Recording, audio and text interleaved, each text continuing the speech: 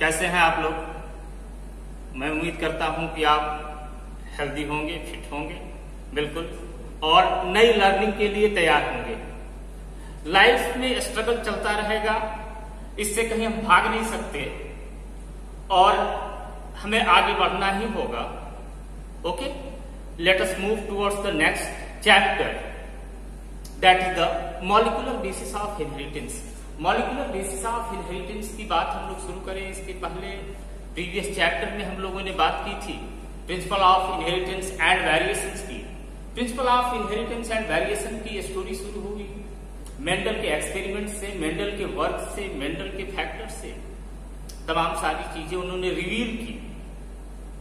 इस सीरीज में 1866 से, जब से मेंडल ने अपना एक्सपेरिमेंट प्रपोज किया, तब से आज तक वर्क चलता आ रहा है। तो थोड़ा सा हम उसकी हिस्ट्री देखते हैं, क्या कहानी हुई, कब किस साइंटिस्ट ने क्या कंट्रीब्यूट किया। ये पूरी हिस्ट्री नहीं है, थोड़ा सा एक ग्लिम्प्स है, थोड़ी सी जानकारी है जिसको हम डिस्कस करेंगे।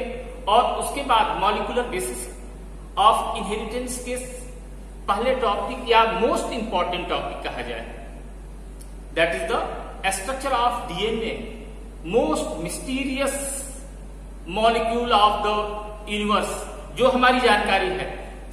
तो हम ये कह सकते हैं कि सबसे अजीब, सबसे यूनिक केमिकल कंपोनेंट है। कैसे क्या काम करता है, क्या है, कैसे बना है, कैसे काम करता है, क्या इसकी इंपॉर्टेंस है, एक एक पॉइंट को हम लोग डिस्कस करेंगे। थोड़ा सा पहले हम एक हिस्ट्री की बात करते हैं, क्या कंट्रीब्यूशन रहा। जैसा कि हम जानते हैं कि 1866 में फादर ऑफ जेनेटिक्स हमारे ग्रेगर जॉन मेंडल साहब ने प्रिंसिपल दिए इनहेरिटेंस की, कुछ बातें उन्होंने बताई और वहीं से शुरुआत हुई जेनेटिक्स की एक सिस्टमेटिक स्टडी की। बहुत बड़ा कंट्रीब्यूशन है ये, हम सब जानते हैं कि उनको लाइफ टाइम में कोई इसका रिवॉर्ड नहीं मिला, कोई उसका रिकॉग्नाइजेशन नहीं हुआ। Even then now we have got that designation of the father of genetics, Gregor John Mendel. He has given the term factor. उन्होंने फैक्टर की बात की और फैक्टर से कहानी आगे बढ़नी शुरू हुई, जीन्स पर आई। Genes that is the carrier of genetic informations. Next सबसे बड़ा नाम अगर लिया जा सकता है तो वो नाम है फ्रेडरिक नीत्शे का। मेंडल के लाइफ टाइम में ही इन्होंने 1869 में ये स्टडी कर रहे थे व्हाइट ब्लड सेल्स के लिम्फोसाइट्स की। तो उन्होंने एक केमिकल फाइंड आउट किया और उस केमिकल का नाम इन्होंने न्यूक्लिन कहा। उन्होंने कहा कि ये केमिकल है, वो न्यूक्लियस में पाया और कहा कि न्यूक्लिन है। वही न्यूक्लिन आगे चलकर डीएनए कहा गया और ये डीएनए टर्म देने वाले साइंटिस्ट हमारे थे अल्ब्रेक्ट कोसर। अल्ब्रेक्ट कोसर को इसके लिए नोबेल प्राइज भी मिला। नोबेल प्राइज विनर है अल्ब्रेक्ट कोसर, जिन्होंने न्यूक्लिन को न्यूक्लिक एसिड बताया और बताया कि DNA that is the structure of the DNA, not the nuclein. तो ये क्लियर आपके कॉन्सेप्ट होने चाहिए कि फाइंड आउट तो किया था फ्रेडरिक नीत्शे ने, लेकिन जो डीएनए टर्म दिया, डीएनए टर्म देने वाले साइंटिस्ट हुए अल्ब्रेक्ट कोसर। और अल्ब्रेक्ट कोसर के वर्क को रिवॉर्ड किया गया, साइंटिफिक वर्ल्ड ने इनको नोबेल प्राइज मिला इनको बायोलॉजी में 1881 में। इन्होंने सिर्फ ये नहीं बताया कि वो न्यूक्लिन न होकर न्यूक्लिक एसिड है और डीएनए है, that is the genetic material. इनके साथ साथ इन्होंने इनके डीएनए के स्ट्रक्चर को भी रिवील करने की कोशिश की और उसमें सक्सेस हुए। और जैसा कि हमें मालूम है कि डीएनए और न्यूक्लिक एसिड दोनों के स्ट्रक्चर में प्रेजेंस ऑफ पेंटोज शुगर और उसके पेंटोज शुगर के साथ साथ नाइट्रोजन बेसेज और फास्फेट मौजूद होते हैं। तो उन्होंने जो नाइट्रोजन बेसेज थे हैं उनके बारे में भी डिस्क्राइब किया। एडेनिन, गुआनिन, थियामिन, साइटोसिन की डिस्क्रिप्शन अल्ब्रेक्ट कौशल ने किया। ये अल्ब्रेक्ट कौशल का बहुत बड़ा कंट्रीब्यूशन रहा और उनको नोबेल प्राइज भी मिला। नेक्स्ट सबसे बड़ा नाम अगर हम लेते हैं तो वाल्टर सूटॉन और थियोडोर बॉवेरी का है। सूटॉन एंड बॉवेरी का principal chromosomal theory of inheritance इन्होंने प्रपोज किया और ये बताया कि स्ट्रक्चर ऑफ जीन और क्रोमोसोम्स एक दूसरे से कैसे एसोसिएटेड है। इन्होंने पैरेललिज्म का कॉन्सेप्ट दिया कि structure of genes are similarly behave like the structure of the chromosomes. ये क्रोमोसोमल थ्योरी ऑफ इनहेरिटेंस पिछले चैप्टर में हम लोगों ने डिस्कस कर लिया है। इसके बाद नाम आता है एई गेरार्ड। एई गेरार्ड ने बहुत इंपॉर्टेंट कंट्रीब्यूशन दिया और बेसिकली इन्होंने जितने भी मेंडल के वर्क रहे, मेंडल के वर्क को प्रोसीड किया और सबसे इंपॉर्टेंट जो कॉन्सेप्ट दिया जिससे कि हम एक नई दुनिया में आगे बढ़े, नई सोच डेवलप हुई, नई जानकारियां मिली, वो जेनेटिक डिसऑर्डर को एसोसिएट किया कि what are the genetic disorders, कैसे ये एसोसिएटेड है हमारे जीन्स से, हमारे क्रोमोसोम्स से। ये कंट्रीब्यूशन रहा एई गेरार्ड का। इसके अलावा भी इनके बहुत सारे वर्क रहे। नेक्स्ट अगर नाम लिया जाए सबसे इंपॉर्टेंट नेक्स्ट सीरीज में तो ओसवाल्ड एवेली का है। इन्होंने ट्रांसफार्मिंग प्रिंसिपल दिया, कैसे ट्रांसफॉर्मेशन होता है, ट्रांसफार्मिंग प्रिंसिपल दिया और ये ट्रांसफार्मिंग प्रिंसिपल एक्सप्लेन करता है प्रॉपर्टीज को डीएनए की और कैसे ये वर्क करता है। इनके साथ साथ 1944 में ही एक दूसरा बहुत प्रोमिनेंट नाम आता है एरविन चारगाफ का। इन्होंने एक प्रिंसिपल दिया, रूल दिया, चारगाफ रूल के नाम से हम इसको स्टडी करेंगे। उन्होंने बताया कि कैसे प्यूरिन और पिरिमिडीन, एडिनोसिन, साइटोसिन, गुआनिन, ये थियामिन कैसे इक्वल होते हैं, इनका रेशियो कैसे डीएनए के स्ट्रक्चर में, डीएनए स्ट्रक्चर को जब हम स्टडी करेंगे कि डबल हेलिकल स्ट्रक्चर इसका कैसे बनता है तो वो समझ में आएगा। इनके कंट्रीब्यूशन के बिना हमारी स्टडी कंप्लीट नहीं होती। जो कुछ आजकल हम डिस्कस कर पाते हैं ये इन लोगों के कंट्रीब्यूशन के बिना पॉसिबल नहीं था। इसी सीरीज में विल्किंस और रोजेलिंड फ्रैंकलिन का नाम आता है। इन लोगों ने एक्सरे डिफ्रैक्शन से डीएनए के स्ट्रक्चर के बारे में पहला एक्सपोजर दिया, डिटेल एक्सपोजर दिया कि डीएनए स्ट्रक्चर आखिर होता कैसा है। जो कुछ भी वाटसन और क्रिक को कंट्रीब्यूशन क्रेडिट दिया जाता है, यहां थोड़ा सा मैं बताना चाहूंगा तुम लोगों को कि वाटसन और क्रिक को जो क्रेडिट मिलता है, एक्चुअली वाटसन और क्रिक का वर्क बहुत ज्यादा नहीं था। वर्क किया विल्किंस और रोजेलिंड फ्रैंकलिन ने और एक्सरे डिफ्रैक्शन का काम किया इन्होंने। एक्सरे डिफ्रैक्शन से ये पता लगाया कि कैसे क्या स्ट्रक्चर है, डीएनए के स्ट्रक्चर को प्रॉपरली रिवील करने का कंट्रीब्यूशन अगर किसी को दिया जा सकता है और दिया जाता है तो विल्किंस और रोजेलिंड फ्रैंकलिन का है, जो उन्होंने 1951 में दिया। नेक्स्ट और सबसे प्रोमिनेंट नेम जो आता है डीएनए के रेफरेंस में स्पेशली वाटसन और क्रिक का है, जिन्होंने की डबल हेलिकल मॉडल का कॉन्सेप्ट किया।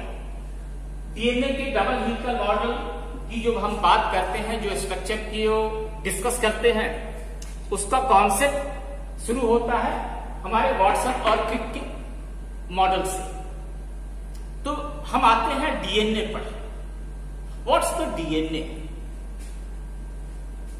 डीएनए को अगर डिफाइन करना होगा, डिस्क्राइब करना होगा तो हम कह सकते हैं कि DNA is a self replicating material. इसकी सबसे बड़ी खासियत क्या है, सबसे बड़ी यूनिक फीचर क्या है कि ये खुद ही रिप्लिकेट हो सकता है। जैसा कि हम प्रोसेस ऑफ सेल डिवीजन में स्टडी किए हैं कि प्रोसेस ऑफ सेल डिवीजन में जो क्रोमोसोम्स होते हैं वो डबल हो जाते हैं। एक डिप्लॉयड सेल अगर डिवाइड होता है तो माइटोसिस की प्रोसेस अगर हो रही है तो माइटोसिस के प्रोसेस में वो स्ट्रक्चर ऑफ जेनेटिक मटेरियल जो है, जो भी जेनेटिक मटेरियल है, जेनेटिक मटेरियल वो क्या होता है कि जेनेटिक मटेरियल जो एग्जिस्ट है, जो प्रेजेंट है, suppose that there is the 46 number of the chromosomes present in the case of human cell, तो वो 46 नंबर ऑफ क्रोमोसोम दो डॉटर सेल बन रही है प्रोसेस ऑफ माइटोसिस में, तो दोनों डॉटर सेल्स में 46 और 46 नंबर ऑफ क्रोमोसोम ट्रांसफर हो जाते हैं। ये मिरेकल होता कैसे है? तो इस मिरेकल के होने के पीछे जो प्रोसेस होती है वो प्रोसेस है क्या? That is the process of the self replication of the DNA. इसी तरह जब प्रोसेस ऑफ मियोसिस होगा तो मियोसिस के प्रोसेस में गैमेट्स फॉर्मेशन होते हैं और गैमेट्स फॉर्मेशन में हैप्लॉइड सेल्स का फॉर्मेशन होता है और उस कंडीशन में 4 न्यू सेल्स बनती है, 4 डॉटर सेल्स बनती है और उनमें half amount of the chromosome चला जाता है। जैसे यही इसको हम आगे बढ़ाते हैं तो कंडीशन क्या हो जाएगी 23, 23, 23, 23, 23 एंड 23। ये प्रोसेस ऑफ मियोसिस में 4 डॉटर सेल्स बनी। तो ये सब पॉसिबल है कैसे? तो that is the by the process of the self replication. तो हम क्या डिफाइन करेंगे? DNA is a self replicating material which present in all the living organism. DNA क्या है? एक सेल्फ रिप्लिकेटिंग मटेरियल है जो कि सारे लिविंग ऑर्गेनिजम्स में पाया जाता है। Okay, it is the carrier of genetic informations which is required for the growth, development, survival and almost all the life activities of an organism. It is, once again repeat कर रहा हूं मैं, note कर लो। DNA is a self-replicating material which is present in all the organisms. It is the carrier of genetic information and store the informations, or include कर लो, store the informations which are required for the growth, development, survival, reproduction and all the life activities of an organism. DNA क्या है? एक self replicating material है जो कि सारे living organisms में पाया जाता है। क्लियर? सारे लिविंग ऑर्गेनिजम्स में पाया जाता है और ये कैरियर है किसका? तो जेनेटिक इंफॉर्मेशंस का। जो आनुवंशिक सूचनाएं हैं उनको कैरी करता है फ्रॉम पेरेंट टू प्रोजेनिज, और इसके साथ साथ that store all the informations, जो कुछ भी इंफॉर्मेशंस होनी चाहिए जिससे कि एक लिविंग ऑर्गेनिज्म ग्रो कर सकता है, डेवलप कर सकता है, ओवरऑल उसके सर्वाइवल के लिए जरूरी है, रिप्रोडक्शन के लिए जरूरी है, almost all the life activities. ये करता कैसे है? एक क्वेश्चन यहां अराइज होगा कि how that perform all these activities. तो ये हम इसी चैप्टर में मॉलिक्यूलर बेसिस ऑफ इनहेरिटेंस में ही इसको डिस्कस करेंगे। एक पैटर्न आता है सेंट्रल डोग्मा का, डीएनए से आरएनए बनते हैं, आरएनए से प्रोटीन का फॉर्मेशन होता है, ट्रांसफॉर्मेशन और ट्रांसक्रिप्शन। ये सारी चीजें हम इस चैप्टर में पढ़ेंगे मॉलिक्यूलर बेसिस ऑफ इनहेरिटेंस में। तो हम बात करते हैं डीएनए की। डीएनए क्लियर हुआ?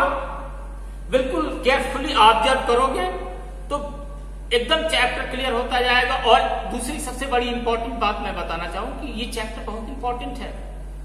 मुझे पूरे सिलेबस में आज की तारीख में 2021 के एग्जामिनेशन के लिए it is the most important chapter.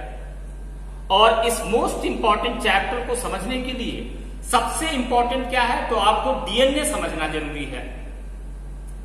Once again मैं रिपीट कर रहा हूं, DNA is a self replicating material, जो खुद ही रिप्लिकेट हो जाता है, present in all the living organism, okay, carrier of all the genetic informations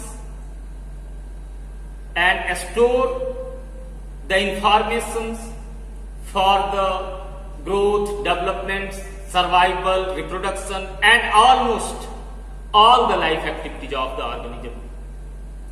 Mostly जब प्रोकैरियोटिक और यूकैरियोटिक की बात हम करते हैं, डिफरेंस मालूम है ना? Prokaryotic cells, bacterial cells, example ले लो तो बैक्टीरियल सेल्स में साइटोप्लाज्म में कहीं प्रेजेंट है, लेकिन इन the case of the eukaryotic sales जहां पर कि एक वेल ऑर्गेनाइज्ड न्यूक्लियस एक्सिस्ट करता है, ये न्यूक्लियस के अंदर प्रेजेंट है। तो थोड़ा सा डीएनए की बात करते हैं। DNA that is the deoxyribonucleic acid, full form क्या है? Deoxyribonucleic acid. और ये डीऑक्सीराइबोन्यूक्लिक एसिड को हम कह सकते हैं मिरेकल मटेरियल, क्योंकि all the information you can imagine that condition, that is the chemical and that chemical is responsible to proceed all the life activities. What's the shape, size, behavior, capability of an organism, that is due to the DNA. So DNA regarding the structure, that is the polymer of deoxyribonucleotides. It is known as the polymer of deoxyribonucleotides, and collectively that is known as a type of the nucleic acid. Class 11 में हम लोगों ने बात किया था nucleic acid. Collectively there are the two types of the nucleic acids, DNA as well as the RNA. ये इसका भाई है, और ये मैं बता दूं, अभी हम लोग फिर इसको डिटेल डिस्कस करेंगे कि RNA is the more primitive than the DNA. RNA DNA से प्रिमिटिव टाइप का न्यूक्लिक एसिड है, लेकिन due to the stability DNA is most powerful. और in the process of the eukaryotic cells where the DNA is present as the genetic material, formation of RNA takes place from the DNA. इन सारी चीजों को हम आगे चल के discuss करेंगे। तो न्यूक्लिक एसिड है, पॉलीमर ऑफ डीऑक्सीराइबोन्यूक्लियोटाइड। तो इस न्यूक्लिक एसिड का फॉर्मेशन कैसे हुआ, ये न्यूक्लिक एसिड कैसे फॉर्म हुआ, इसकी बात हम समझने की कोशिश करते हैं कि कैसे न्यूक्लिक एसिड्स बने और न्यूक्लिक एसिड्स में डीएनए का स्ट्रक्चर कैसे एग्जिस्ट करता है। तो डीएनए या आरएनए दोनों केस में, इन the case of nucleic acid, the nucleic acid is the polymer. अगर हम न्यूक्लिक एसिड को भी डिफाइन करें तो हम यही कहेंगे that is the polymer of the ribonucleotides. अब यहां पर टर्म थोड़ा सा बदल जाएगा, क्या हो जाएगा? सिर्फ हम कहेंगे राइबो न्यूक्लिक एसिड। ये राइबो और डीऑक्सीराइबो का जो डिफरेंस आता है वो टाइप ऑफ शुगर का होता है। In case of the DNA जो होगा, डीएनए में डीऑक्सीराइबो शुगर होगा, जबकि यहां पर आरएनए में राइबो शुगर ही से पाया जाता है। तो न्यूक्लिक एसिड ये के कंपोजिशन में अगर हम बात करते हैं तो न्यूक्लिक एसिड के केस में इनिशियली जब उसका फॉर्मेशन होगा तो सबसे बेसिक कंपोनेंट जो होता है वो है एक pentose sugar, that is the pentose sugar. ये पेंटोज शुगर एक सेंट्रल पॉइंट एग्जिस्ट करता है। इस पेंटोज शुगर में के साथ एक नाइट्रोजन बेस एसोसिएटेड होगा, एक नाइट्रोजन बेस जुड़ा होगा, और ये नाइट्रोजन बेस और पेंटोज शुगर जब मिलते हैं ये दोनों स्ट्रक्चर, तो ये हो जाते हैं न्यूक्लियोसाइड। ओके, क्लियर करके चलना है। किसका किसका एसोसिएशन हुआ? न्यूक्लियोसाइड अगर बन रहा है तो न्यूक्लियोसाइड में पेंटोज शुगर एक है, और इस पेंटोज शुगर के साथ एक नाइट्रोजन बेस है, 1 N बेस NB हमने लिखा, एक नाइट्रोजन बेस एक पेंटोज शुगर के साथ जुड़ा, और इन दोनों के मिलने से जो स्ट्रक्चर मिला हमें, जो केमिकल कंपोनेंट मिला, वो क्या हुआ? वो न्यूक्लियोसाइड है। इस न्यूक्लियोसाइड के साथ यहां ये जानना जरूरी है कि ये पेंटोज शुगर और नाइट्रोजन बेस एक दूसरे के साथ जिस बॉन्ड से जुड़े होते हैं उसको कहते हैं एन ग्लाइकोसिडिक बॉन्ड।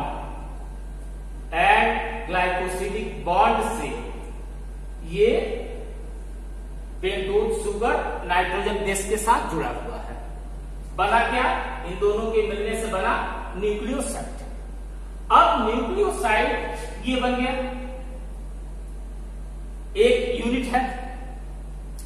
इस न्यूक्लियोसाइड के फर्स्ट शुगर के साथ जुड़ा रहेगा नाइट्रोजन बेस। ये पोजीशन बिल्कुल कन्फाइंड है, इसमें कहीं से कोई चेंजेस नहीं होने हैं। From the first sugar of the pentose sugar nitrogen base is associated with the N glycosidic bond. अब इस पेंटोज शुगर के ये second, third, fourth and fifth 5 corners है, 5 शुगर्स। तो इसमें आइदर फ्रॉम द थर्ड और फ्रॉम द फिफ्थ प्राइम, या तो तीसरे या चौथे, सॉरी थर्ड और फिफ्थ, तीसरे या 5वें शुगर के साथ ये पेंटोज फास्फेट अटैच होगा। पेंटोज शुगर के साथ ये सपोज कर लिया हमने कि यहां पर ये एक फास्फेट इसके साथ एसोसिएट हो गया। किसके साथ? तो पेंटोज शुगर ऑफ न्यूक्लियोसाइड, ये न्यूक्लियोसाइड है, ये दोनों मिलके इस न्यूक्लियोसाइड के 5th कार्बन के साथ ये पेंटोज शुगर एसोसिएट हो गया। और ये जो एसोसिएशन होगा, जो यहां पर बॉन्ड बनेगा, उसको कहते हैं फास्फोडाइस्टर बॉन्ड। फास्फोडाइस्टर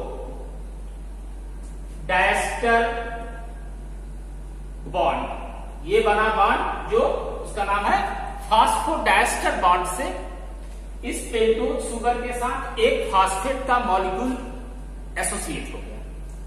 अब जब इस न्यूक्लियोसाइड के साथ एक फास्फेट एसोसिएट हो गया, तब ये क्या बन गया? बन गया न्यूक्लियोटाइड। ये बन गया हमारा nucleotide. Is it clear? Nucleoside and finally that is the nucleotide. तो और न्यूक्लिक एसिड के स्ट्रक्चर में भी, अब यही बात क्लियर करनी है, इस न्यूक्लिक एसिड के स्ट्रक्चर में भी कलेक्टिवली सिर्फ 3 ही केमिकल है। पेंटोज शुगर है, नाइट्रोजन बेस है, नाइट्रोजन बेस, और इसके साथ साथ तीसरा कंपोनेंट क्या है? तो वो है फास्फेट। ये तीनों केमिकल्स यहां एसोसिएट हो गए। Is it okay? तो यहां बन गया न्यूक्लियोटाइड।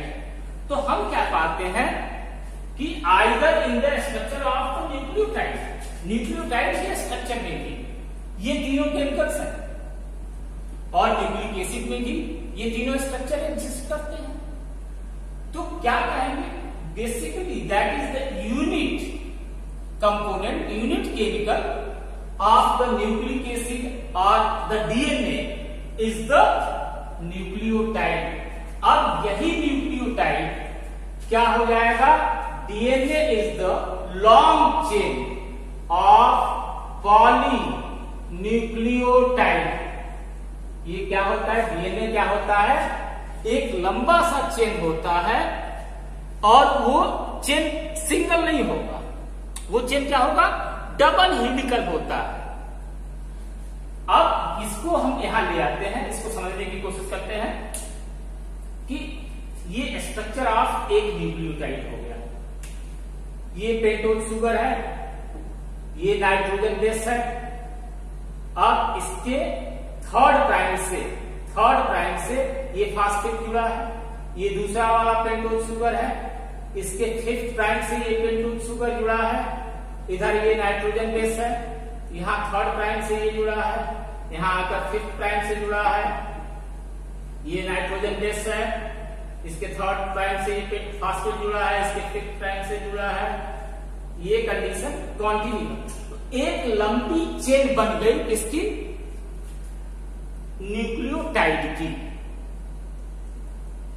एक लंबी चेन दिख रही, सिंगल चेन। अब ये single chain in the structure of DNA single नहीं रहेगी, डबल हो जाएगी। दूसरा इसमें सबसे इंपॉर्टेंट पॉइंट जो हमको हमेशा ध्यान रखना होगा कि इन दिस चेन जो टर्मिनल पेंटोज शुगर होंगे उसमें आइदर द फिफ्थ, ये फिफ्थ कार्बन है, और द थर्ड कार्बन। एक एंड पर अगर थर्ड कार्बन फ्री होगा तो दूसरे एंड पर फिफ्थ कार्बन फ्री होगा इस पॉलीन्यूक्लियोटाइड चेन में। और इसी के साथ एक दूसरी चेन यहां जुड़ जाएगी, वो चेन किसकी होगी, वो भी पॉलीन्यूक्लियोटाइड की चेन होगी। और लेकिन क्या होगा कि कंडीशन जो होती है एंटी पैरेलल कंडीशन होगा, ऐसा करेंगे, ऐंठन होगी, जैसे रस्सी में ऐंठन पड़ जाती है, तो उस तरह का ये हीलिकल स्ट्रक्चर होगा। और यही हीलिकल स्ट्रक्चर डबल हीलिकल मॉडल प्रपोज किया था वाटसन और क्रिक ने, और वही हम डिस्कस करते हैं प्रेजेंट में डीएनए के स्ट्रक्चर के रेफरेंस में। अगर डीएनए के स्ट्रक्चर को हम डिस्कस करना चाहें तो हमें सपोर्ट लेना है किसको, वाटसन एंड क्रिक के डबल हेलिकल मॉडल का। तो आज ये प्राइमरी स्ट्रक्चर से बेसिक इंफॉर्मेशन, बेसिकली हम लोगों ने हिस्ट्री को डिस्कस किया कि किन्होंने साइंटिस्ट ने क्या कंट्रीब्यूट किया, जो मेजर कंट्रीब्यूशंस हैं। कंट्रीब्यूशन की लिस्ट तो बड़ी लंबी है, लेकिन जो इंपॉर्टेंट है तुम्हारे एग्जामिनेशन पॉइंट ऑफ व्यू से, बोर्ड एग्जामिनेशन के लिए, नीट के लिए, वो सारे पॉइंट्स हमने दिए तुमको। और इसके साथ डीएनए के बेसिक स्ट्रक्चर्स की हमने बात की। बेसिक स्ट्रक्चर कलेक्टिवली अगर हमसे कोई बात करता है तो पूछता है कि न्यूक्लिक एसिड के मेजर कंपोनेंट्स क्या है, तब भी हम कहेंगे पेंटोज शुगर है, नाइट्रोजन बेस है, फास्फेट है। डीएनए के कंपोनेंट्स क्या है, तब भी वही है। न्यूक्लियोटाइड के क्या है, तब भी वही है। लेकिन वो एज इट इज नहीं है, वो चेंज हो गया। न्यूक्लियोटाइड में सिर्फ ये तीनों कंपोनेंट एक दूसरे के साथ एसोसिएट है, और उसके पहले भी एक जो नाम दिया गया न्यूक्लियोसाइड, वो न्यूक्लियोसाइड क्या है, पेंटोज शुगर और नाइट्रोजन बेस एक दूसरे के साथ एसोसिएट हुए हैं।